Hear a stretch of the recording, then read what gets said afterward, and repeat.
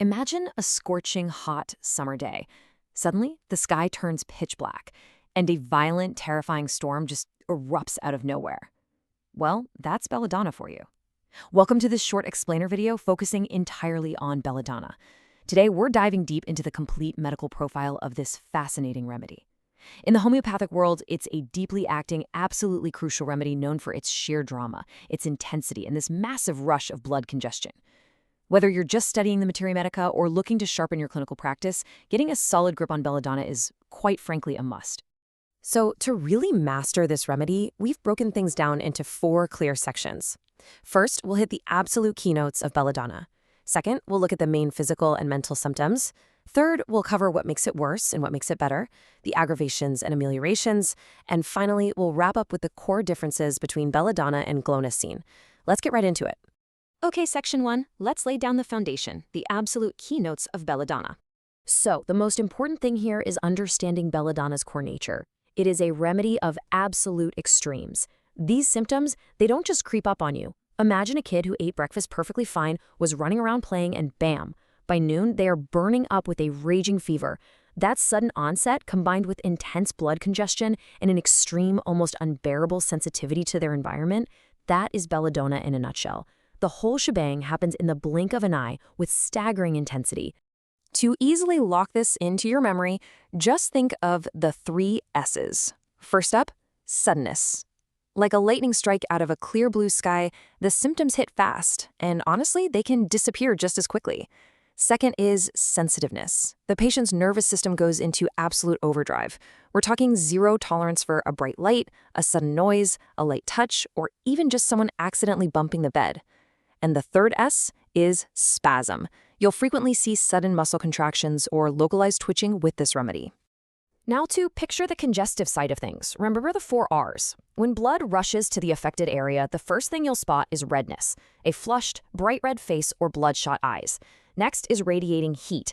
This heat is so intense that as a practitioner, you can literally feel it radiating off the skin just by hovering your hand nearby.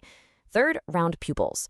Fun fact here, the word Belladonna actually means beautiful lady in Italian. Back in the day, Italian women used the sap of this plant as eye drops to dilate their pupils and look more attractive. Pretty wild, right? And finally, right-sided. The vast majority of Belladonna symptoms predominantly strike the right side of the body. Moving on to section 2, let's take a clinical deep dive into the main physical and mental symptoms you'll actually see in practice.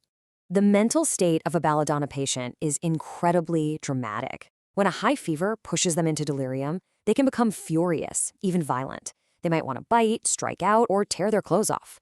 But here's the really terrifying part for them. They are absolutely panic-stricken inside. The second they close their eyes, they literally see imaginary ghosts and terrifying monsters, and they'll recoil in pure fear. Now, the fever profile is fascinating because it's full of paradoxes. The patient spikes a sudden high fever. We're talking 103, 104 degrees Fahrenheit, or even higher. Their head is basically radiating a burning heat that feels like a furnace against the doctor's hand.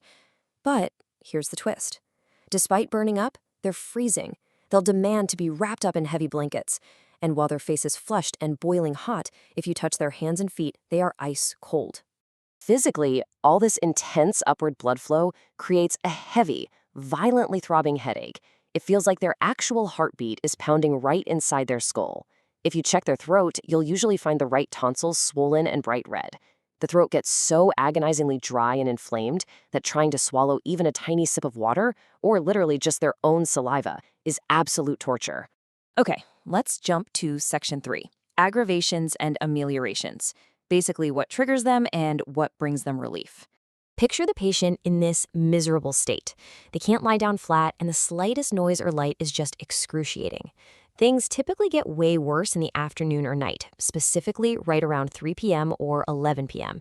And if their head gets cold or wet, forget about it. Their symptoms spike. So what actually helps? Well, they find relief by sitting semi-erect in a warm room, and interestingly, binding or pressing the throbbing part or wrapping their head up warmly gives them some much-needed comfort. And finally, section 4. Let's look at the core differences between Belladonna and Glonaceine. This is absolutely crucial for your differential diagnosis.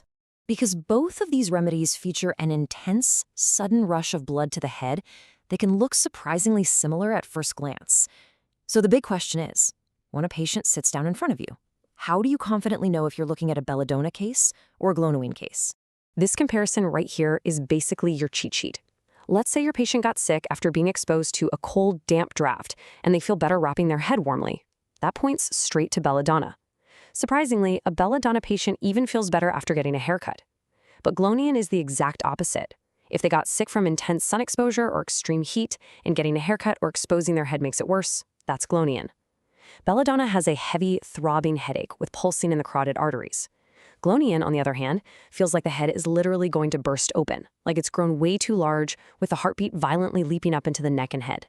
By mastering these fine details, the suddenness, that radiating heat, the right-sided affinity, and those highly specific environmental triggers, you move beyond just memorizing symptoms. You start to truly understand the living, breathing patient in front of you. So the next time a patient comes in with a flushed face and a pounding pulse, will you know instantly whether they're fighting off the cold chill of Belladonna or the scorching heat of Glonoine?